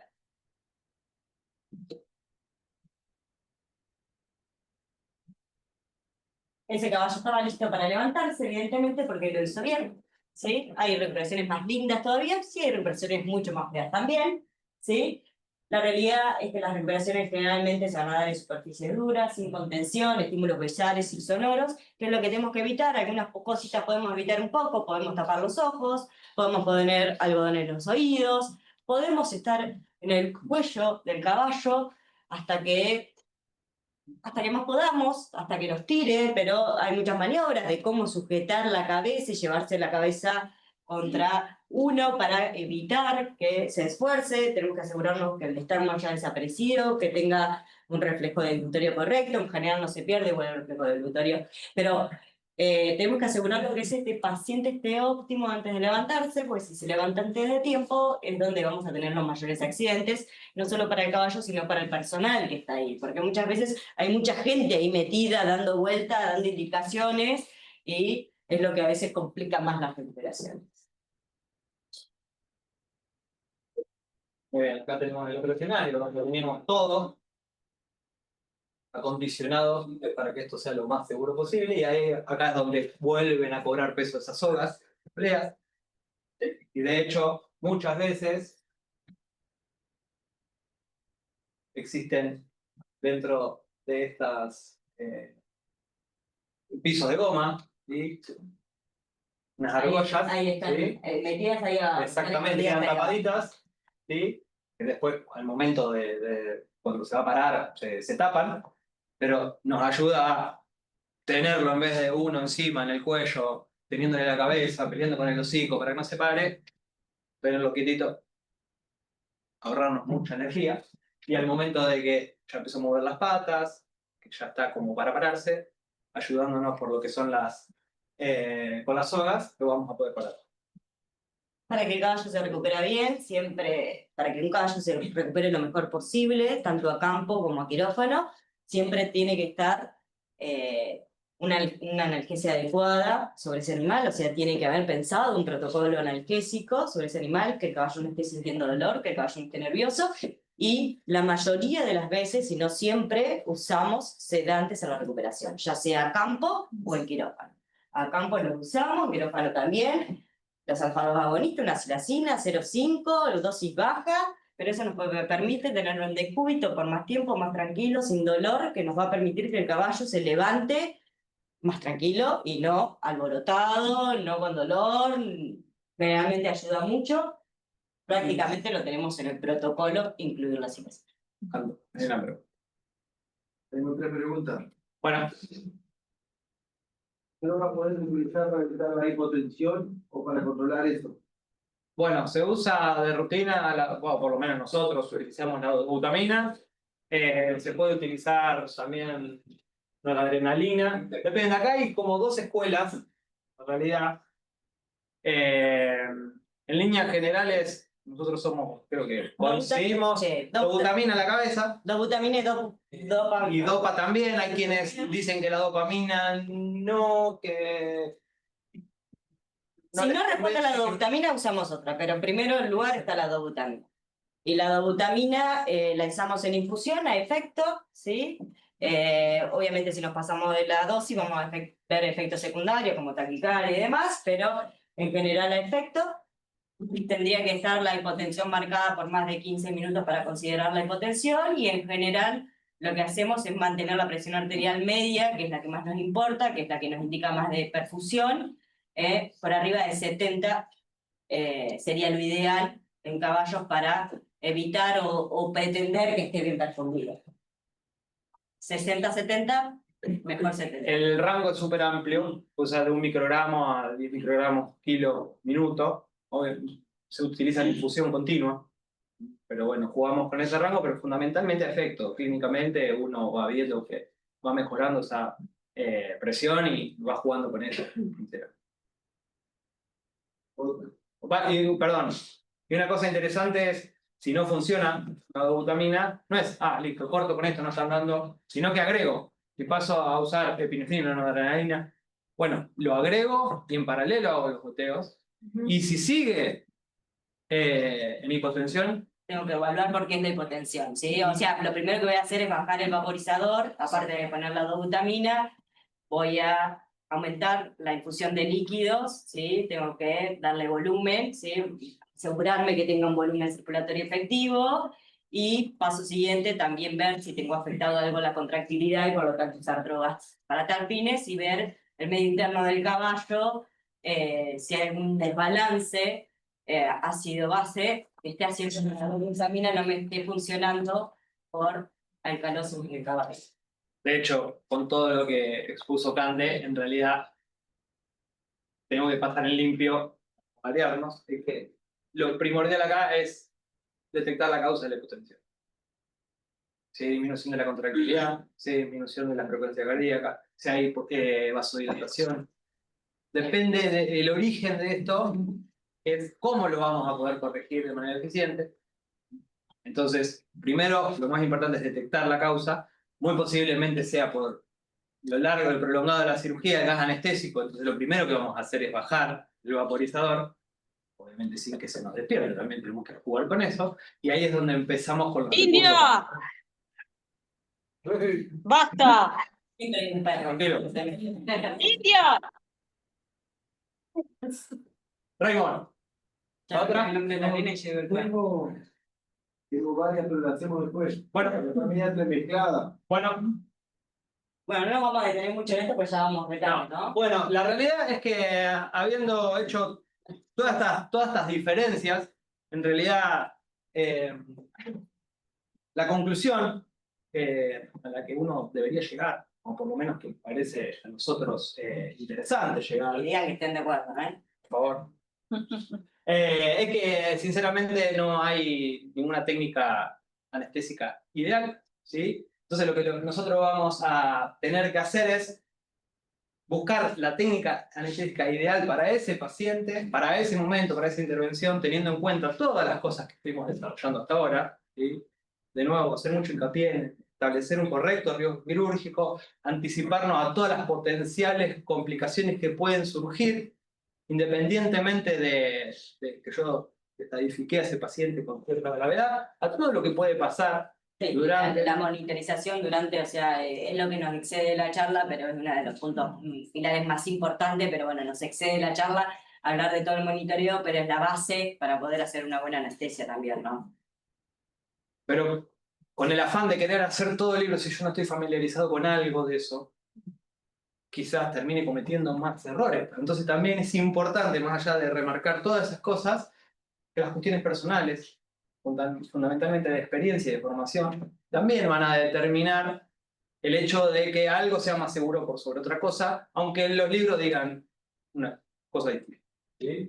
Entonces, con todo este criterio, con las características del paciente y demás, vamos a hacer una correcta elección de drogas para armar el protocolo ideal para eso, con el objetivo de disminuir ese riesgo quirúrgico, por lo tanto, de disminuir la morbilidad, mortalidad del paciente. ¿Cómo logramos eso? Con lo que es el concepto de anestesia balanceada. ¿Sí? Lo que vamos a hacer es mezclar varias drogas o varias técnicas, dos técnicas, ¿sí? Y acá es donde nos amigamos. Acá damos la bracita. Exacto. Y la idea de esto es disminuir dosis y sacarle los beneficios a cada una de las drogas, a cada una de las técnicas, sin correr el riesgo o, en realidad, disminuyendo la posibilidad de aparición de efectos adversos. Uno tapando el otro o además complementando al otro para evitar aumento de dosis, cosa de que todo tienda a ser lo más seguro posible. Y acá es donde entramos lo mismo, yo no voy a hablar en English, sí, pero introducimos, como teníamos el TIVA, que era total intravenoso, acá el PIVA, que es parcial intravenoso y combina la técnica con lo que es inhalatorio, y en realidad, desde ya que la premedicación y la inducción eran inyectables, pero después el resto de la anestesia, todo el mantenimiento es inhalatorio, y lo que se hace como lo inhalatorio genera pobre analgesia, es brindarle analgesia con adjuncts, que se llaman, son... Hablaste en inglés. Sí, pero esa es fácil. Distintas drogas que se pueden utilizar fundamentalmente con la idea de brindar analgesia, potenciar o cubrir esa patita que queda media floja con el gas anestésico, como para tener el gas anestésico con el dial lo más bajo posible, pero al bloquear los estímulos dolorosos con estos inyectables, poder, no, o sea, no tener tan manifiesto por lo menos lo que son los efectos adversos del Depresores. programa, ¿sí? Eso en sí se traduce a que nos reduce la CAM, que es la concentración mínima alveolar del gas anestésico, es decir, estoy reduciendo, en términos prácticos, la dosis. ¿Sí? Por lo tanto, ¿qué ventaja me da? Disminuyo la dosis del gas anestésico. Si disminuyo eso, la principal complicación que tenía era la hipotensión. Si no tengo hipotensión, voy a tener mucho menos efectos adversos. A su vez, voy a poder mejorar lo que es la parte dolorosa, la recuperación, no solo la analgesia a nivel de la recuperación, sino también intra, porque hay un montón de cuestiones que son dolorosas o generan problemas a nivel de la nocicepción, entonces me lo van a sacar de plano. Entonces, controlando todas estas cosas, combinando todas estas cosas, lo que me va a hacer es que sea un paciente que tiene una anestesia mucho más estable, y ese avión que íbamos tomando como ejemplo, en un vuelo a Egipto y sin turbulencias, y bueno, desde ya que eso va a impactar sobre el sistema nervioso simpático y la estabilidad cardiovascular. Y acá la idea era presentar un caso clínico. No sé si nos da el tiempo. ¿No? Sí, sí nos da, Ramón. Seguimos. ¿O no? ¿Eh? Me cortaron el mate y ya me cortaron todo. Bueno, En el caso clínico planteamos una cirugía traumatológica. O sea, me parece que es un desafío que a primera instancia creo que vamos a coincidir todos que ¿cuál para ustedes por lo que estuvimos hablando? ¿Sí? Una cirugía traumatológica. O sea, llegar a este resultado en un paciente. ¿Sí? ¿Qué tipo de anestesia requeriría este paciente? Inhalatoria. ¿Todo de acuerdo? Opio. Bien, sí, una anestesia balanceada claramente sería lo ideal en este paciente. O sea, vamos a hacer una cirugía traumatológica, que son dolorosas, que son prolongadas, que la recuperación es un punto crítico, que la inducción es un punto crítico. O sea, tenemos mucho para irnos a balanceada, pero no siempre tenemos los medios para hacerlo balanceado. A veces tenemos que optar por una u otra técnica y nada es imposible, pero sí hay que conocer, ¿sí?, las limitaciones para estar preparados y tratar de contrarrestar. Entonces, en una cirugía traumatológica vamos a pensarlo igual que como lo veníamos trabajando antes, con una premedicación, una inducción, un mantenimiento y una recuperación. En la premedicación, ¿qué vamos a tener en cuenta? Que son lesiones, muchas veces, cuando son lesiones agudas, hay aumento de catecolamina circundante. Hay un dolor intenso.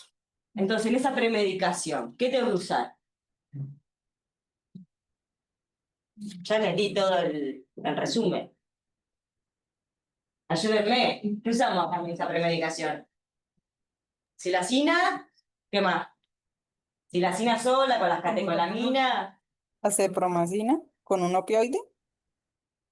Bien, la cepromacina tenemos que tener cuidado, a veces depende del paciente, podemos tener algún riesgo cardiovascular, no siempre estar hemodinámicamente compensados, muchas de estas lesiones traumatológicas se producen en el deporte o en carrera, entonces eso va a depender un poco del uso de acepromacina o no, pero en primera opción sí algo que en la premedicación nos baje este caballo, porque va a estar intranquilo, ¿sí?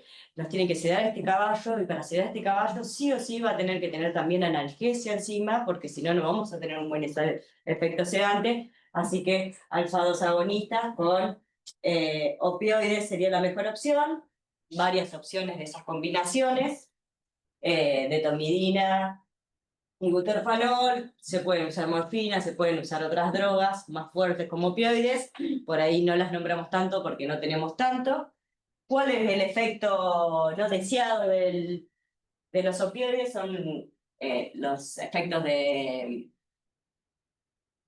no va a salir la palabra, pero bueno, en general la excitación es el efecto que a veces le tenemos miedo cuando usamos opioides, pero la realidad que todo nos indica, la práctica todo nos indica que el opioide muy pocas veces da problemas de excitación, sobre todo combinados con sedantes y sobre todo cuando un animal tiene dolor. Si el animal tiene dolor, lo más probable es que el efecto excitatorio del opioide no lo veamos, más marcado podría llegar a ser en las morfinas o los opioides MU, que actúan sobre los receptores MU, pero en el butorfanol no lo vemos tanto y menos combinado con alfa-2 agonista, así que no le tengan miedo a los opioides por el efecto excitatorio. Cuanto mucho vamos a ver algunas contracturas alrededor del hocico o algo así, pero no más que eso.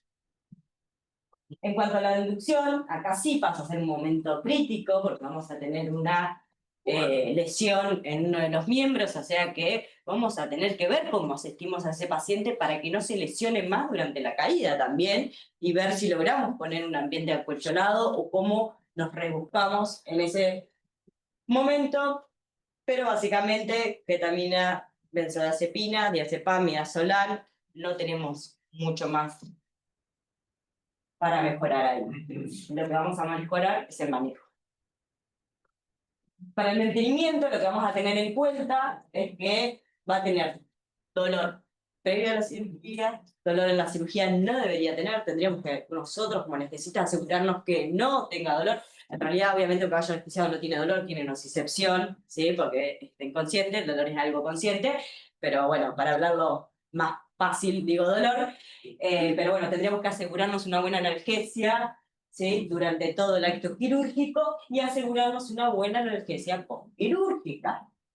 Los estímulos quirúrgicos muchas veces son dolorosos en los miembros, por lo cual mantener una profundidad anestésica no es tan fácil, puede salirse del plano, ¿sí? O tenemos que profundizarlo mucho si usamos los anestésicos inhalados solos, por eso las combinaciones de adjuncts, ¿sí? Poner infusiones, aparte de la anestesia inhalatoria, nos va a ayudar mucho. Y sobre todo, como yo remarqué mucho lo del dolor, que nos va a ayudar mucho en los miembros son los bloqueos. Hay que acostumbrarse a hacer bloqueo. Usemos los anestésicos locales, son fáciles de usar, son baratos, son... Cualquiera puede hacer un bloqueo con un anestésico local, no dejemos de usarlo ni en una castración ni en nada. O sea, y es el más efectivo para el manejo del dolor. O sea, nos corta absolutamente toda la nocicepción, estamos asegurados que no tiene dolor. Puede fallar a veces la técnica, pero en general son fáciles de hacer, las puede hacer cualquiera, o sea que empecemos a hacer bloqueos siempre que podamos bloqueos. Bueno, la reparación de fracturas prolongadas y lo vital es mantener las funciones cardiovasculares y respiratorias, que era un punto de la anestesia a tener en cuenta, poder mantener esa constante, el monitoreo va a tener que ser constante, cada 5 minutos todo, multiparamétrico además, o sea, ser cuidadosos con eso, y la recuperación, obviamente, la etapa más crítica de esta, sí o sí asistida, a campo o a quirófano, pero asistida. Si hacemos un mantenimiento de esta cirugía a campo, hacemos un TIVA, con el pregoteo y anestésicos locales. El anestésico local es lo que nos va a ayudar a que la profundidad anestésica sea la adecuada, que el animal no sienta dolor. O sea, en estos casos es el anestésico local el que nos permite hacer este tipo de intervenciones a campo. Recuperación a campo. En la traumatológica.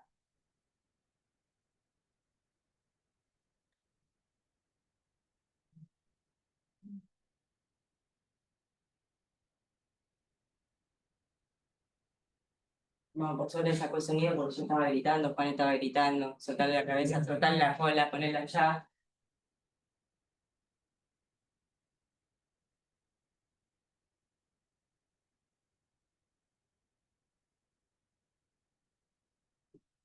Dos cosas para este animal. Este animal es liviano.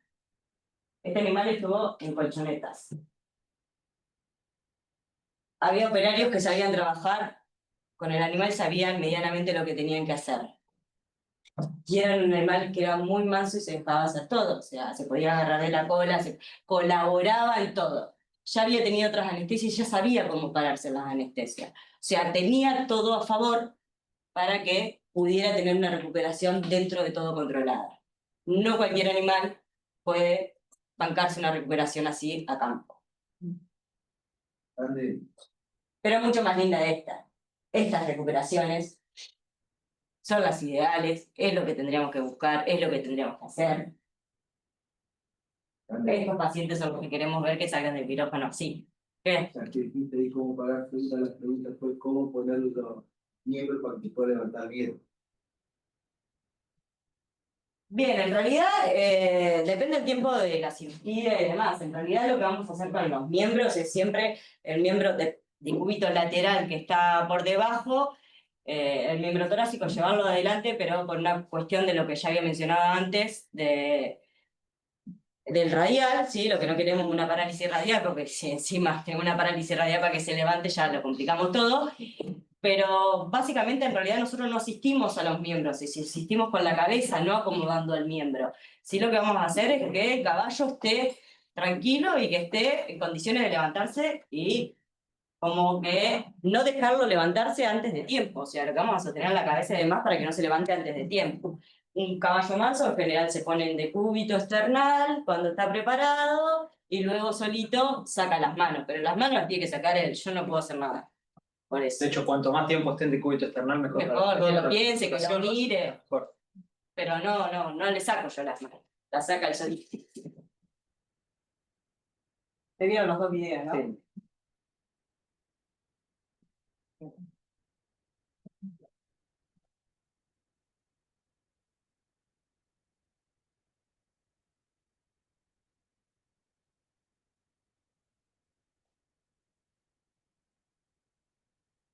¿Preguntas? Digo,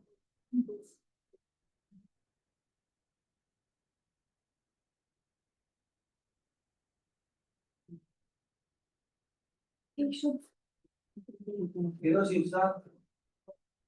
¿En qué dosis se usa la combinación silacina butorfanol para hacer medicación? La podés usar en cualquiera de las dosis, pero la idea de combinar es bajar la dosis de las dos. Yo generalmente uso 0,5, 0,6, o depende del caballo. Si necesito usar dosis más alta, uso de ketamina, de silacina, hasta 0,7, más de eso no. Miligramos kilo y lo combino con butorfanol a la dosis más baja, 0,02. Generalmente con esa dosis me anda, puedo usar un poquito más alta de butorfanol, pero en general trato de combinar las dos dosis bajas. Yo otra vez, capaz que subo un poquito más y bajo butorfanol, pero a ver, dentro de las líneas, dentro de sus dosis, y lo importante es eso, la idea de combinar es potenciar los efectos beneficiosos para disminuir, no tiene sentido dar las dos al máximo. La idea de esto es bajar las dosis. Y también depende mucho de qué es lo que vayamos a hacer. Porque no nos olvidemos que esa combinación también aplica para, ya excede la charla, ¿no? Pero tampoco tomemos esa dosis como única, porque si queremos hacer una sedación profunda para hacer una maniobra, quizás... Claro, porque dijo premedicación. Claro, lo permite, pero bueno, por ahí se traspola para todo y no van a tener ese efecto. Si quieren hacer una sedación profunda para hacer alguna determinada maniobra, va a depender mucho también del carácter del paciente y de qué es lo que vayan a hacer, como para ajustar esa dosis lo mejor posible y dar la dosis justa sin tener problemas. Pero no, más relativo. Tengo otra. Vamos. Y tienen también a mano drogas reversoras como la soyvina. Sí, desde ya que hay que tener varias drogas para lo que es la urgencia frente a estos accidentes que pueden ocurrir. Por ahí hay que tener cuidado con la yohimbina, porque tengamos en cuenta que si todavía tiene el efecto de la ketamina, el diazepam, sacar el efecto de golpe de la silacina puede tener más complicaciones de la recuperación, se nos puede llegar a querer parar el paciente y no está preparado. Entonces, tengamos el recaudo de que no estamos trabajando con un perro y lo revertimos y de última lo tenemos. Estamos trabajando con un bicho grande con fuerza.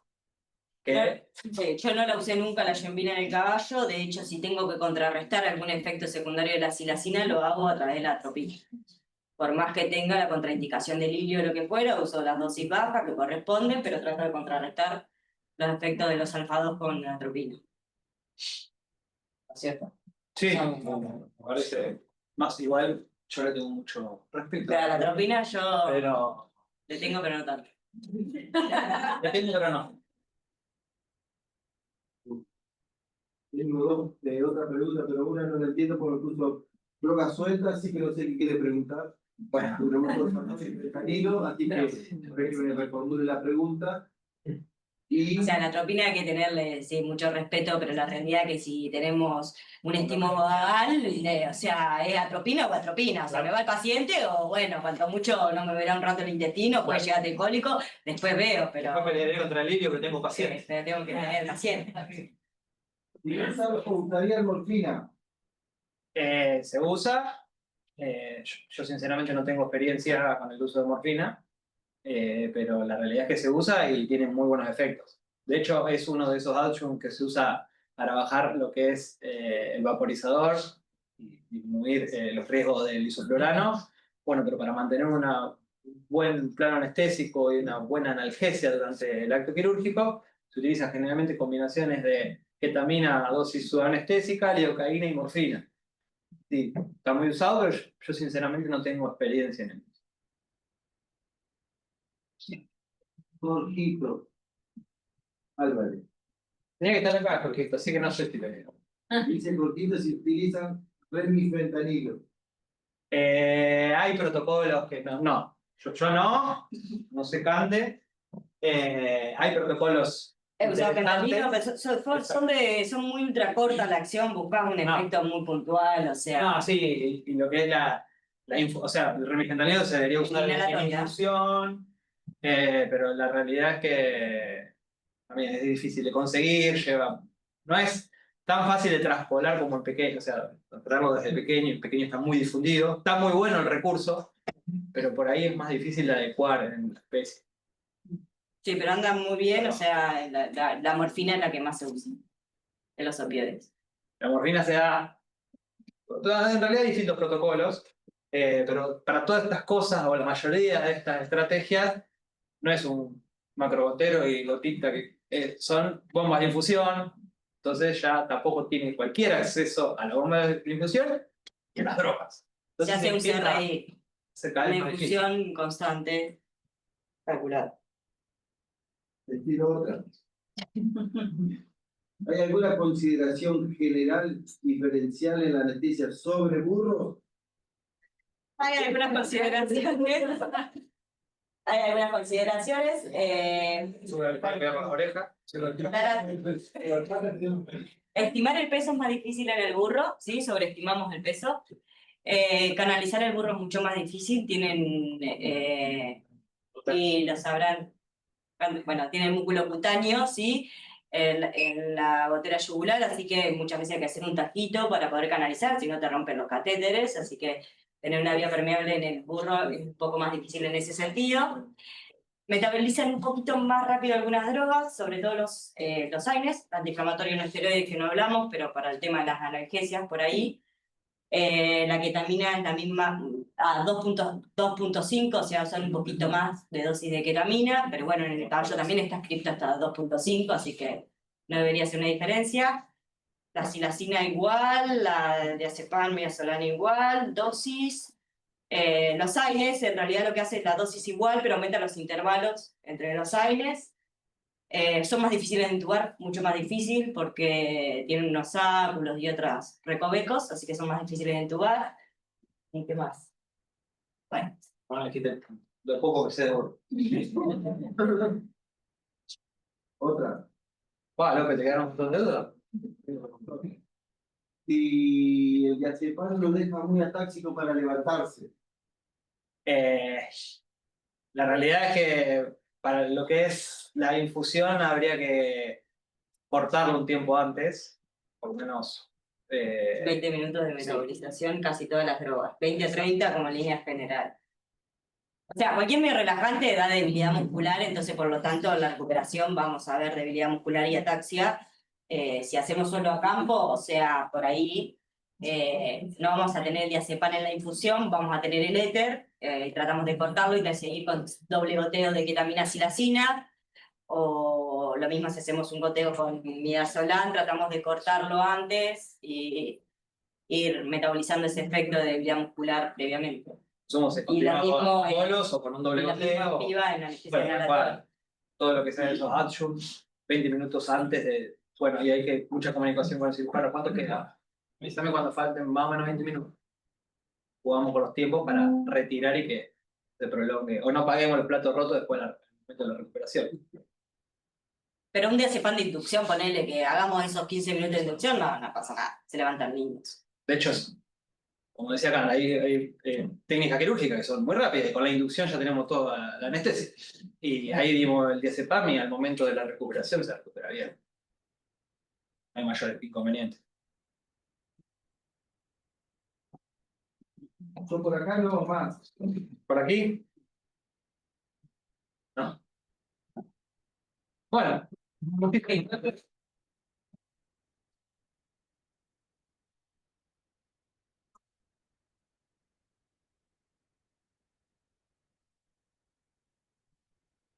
La próxima charla no la tengo acá. No. No la tengo.